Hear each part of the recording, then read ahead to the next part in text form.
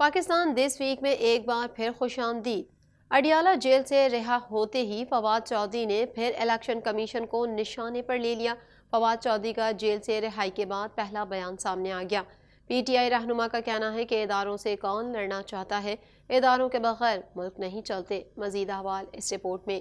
Adiala jail سے ضمانت پر رہا ہونے والے فواد چودھری نے رہا ہوتے ہی پھر الیکشن کمیشن کو تنقید کا نشانہ بنایا۔ الیکشن کمیشن کے ارکان اور ان کے خاندانوں کو دھمکیاں دینے کے کیس میں سابق وفاقی وزیر اور رہنما پاکستان تحریک انصاف فواد چودھری کا اڈیالہ جیل سے رہائی کے بعد پہلا بیان سامنے آیا ہے۔ اڈیالہ جیل کے باہر کارکنوں سے خطاب میں فواد چودھری کا کہنا تھا کہ عدالت میں بھی کہا ہے کہ جو باتیں کی ہیں اس پر اسٹینڈ کرتا ہوں، ایک لفظ بھی پیچھے نہیں ہٹوں گا۔ رہائی کے بعد اسلام آباد میں کارکنوں سے خطاب کرتے ہوئے فواد چودھری کا کہنا تھا کہ مشکل وقت میں پارٹی میرے ساتھ کھڑی رہی، جس پر پارٹی رہنماؤں اور کارکنان کا شکر گزار ہوں۔ فواد چودھری کا کہنا تھا کہ الیکشن کمیشن نے جو ایف آئی آر کٹوائی ہے، جس پر غداری کا کیس بنایا گیا، اس متعلق چیف الیکشن کمشنر کو کہتا ہوں کہ مشورہ دینے والے اور سیکرٹری الیکشن کمیشن کو کمرے میں بلائیں، کنڈی لگائیں اور اس کو رکھ کر 2 چھتر لگائیں۔ پی ٹی آئی رہنما کا کہنا تھا کہ اگر ارکان اسمبلی غدار ہیں تو محب وطن کون ہے؟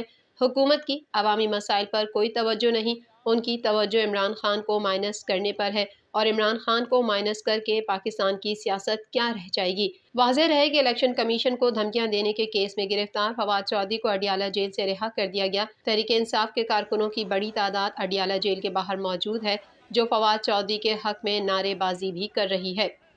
حکومت کی آئی ایم ایف جائزہ مشن کو شرائط پوری کرنے کی یقین دہانی۔ جائزہ مشن چیف ناتھن پورٹر کا کہنا ہے کہ آئی ایم ایف اور پاکستان مالیاتی اصلاحات پر مل کر کام کریں گے۔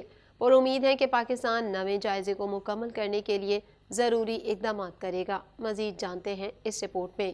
حکومت پاکستان نے آئی ایم ایف پروگرام کو مؤثر طریقے سے بروقت مکمل کرنے کے لیے عالمی مالیاتی فنڈ کی شرائط پوری کرنے کی یقین دہانی کرا دی ہے۔ پاکستان اور عالمی مالیاتی ادارے کے وفد کی اسلام آباد میں ہونے والی ملاقات کا اعلامیہ جاری کر دیا گیا۔ وفاقی وزیر خزانہ اسحاق ڈار نے فائنانس ڈویژن میں آئی ایم ایف مشن کے چیف ناتھن پورٹر کی سربراہی میں آئی ایم ایف کے جائزہ مشن سے ملاقات کی، جس میں وزیر خزانہ نے یقین دہانی کرائی کہ پاور سیکٹر میں اصلاحات لائی جا رہی ہیں اور گیس سیکٹر میں گردشی قرضے کے خطرے سے نمٹنے کے لیے طریقہ کار وضع کرنے کے لیے ایک اعلیٰ سطح کی کمیٹی تشکیل دی گئی ہے۔ اس کے علاوہ نویں جائزے کو مکمل کرنے کے لیے اصلاحات پر بات چیت کی گئی۔ اس موقع پر وزیر خزانہ نے کہا کہ پاکستان آئی ایم ایف کا پروگرام مکمل کرنا چاہتا ہے اور نویں جائزے کے لیے ہر ممکن مدد فراہم کرے گا۔ وزیر خزانہ نے مشن کو مالیاتی اور اقتصادی اصلاحات اور مختلف شعبوں میں حکومت کی جانب سے کیے جانے والے اقدامات بشمول مالیاتی فرق کو کم کرنے،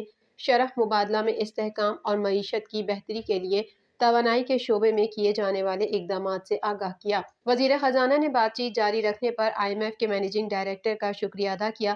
آئی ایم ایف کے mission chief mister Nathan Porter نے اس موقع پر اعتماد کا اظہار کیا کہ حکومت نویں جائزے کی تکمیل کے لیے آئی ایم ایف کی ضروریات پوری کرے گی، اور امید ظاہر کی کہ پاکستان مختلف شعبوں میں اصلاحات پر اپنی پیش رفت کو جاری رکھنے کے ساتھ آئی ایم ایف پروگرام کو مؤثر طریقے سے بروقت مکمل کرے گا۔ انہوں نے کہا کہ آئی ایم ایف اور پاکستان مالیاتی اصلاحات پر مل کر کام کریں گے۔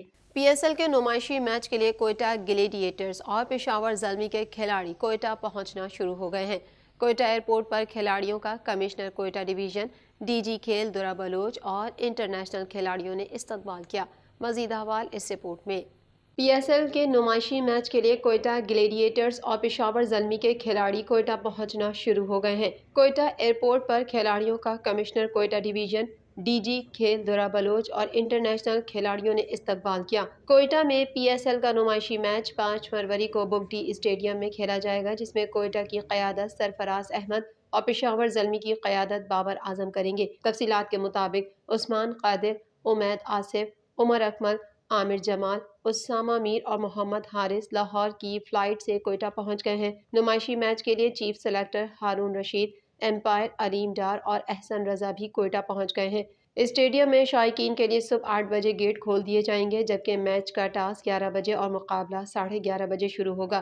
دوسری جانب نمائشی میچ کے لیے کوئٹہ گلیڈیٹرز اور پشاور زلمی کی ٹیموں کے اسکواڈ کا اعلان کر دیا گیا ہے۔ کپتان بابر اعظم، نسیم شاہ، محمد حسنین، خوشدل، عبد الواحد بنگلزئی، عمر اکمل، بسم اللہ خان، سعود شکیل، احسان علی، امید آصف، عمیر بن یوسف، ایمن خان، افتخار احمد اور محمد نواز شامل ہیں۔ کپتان بابر اعظم، حسیب اللہ خان، شاہد آفریدی، دانش عزیز، سفیان مقیم، محمد حارث، سائم ایوب، عثمان قادر، اعظم خان، حیدر علی، عامر جمال اور اسامہ میر شامل ہیں۔ کاروباری دنیا سے بھی خبر شامل کر لیتے ہیں۔ روس نے ہمیں دیگر ممالک سے زیادہ سستا تیل دینے کا کہا ہے۔ وزیر پیٹرولیم کا کہنا ہے کہ امید ہے اپریل تک روس سے تیل کی فراہمی شروع ہو جائے گی۔ عالمی پابندیوں کے باعث ایران سے براہ راست تیل اور گیس نہیں خرید سکتے۔ مزید احوال اس رپورٹ میں۔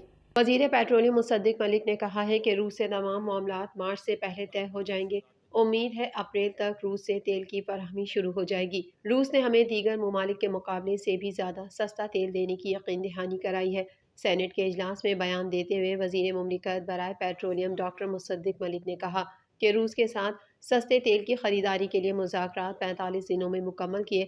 مذاکرات کے بعد دونوں ممالک کے درمیان ابتدائی معاہدہ طے پا چکا ہے۔ انہوں نے کہا کہ نیشنل شپنگ کارپوریشن سے روس سے تیل منگوانے کے لیے براہ راست مذاکرات چل رہے ہیں۔ اضافی جہاز بھی چاہیے ہوں تو نیشنل شپنگ کارپوریشن مہیا کرے گی۔ انہوں نے مزید کہا کہ عالمی پابندیوں کے باعث ایران سے براہ راست تیل اور گیس نہیں خرید سکتے۔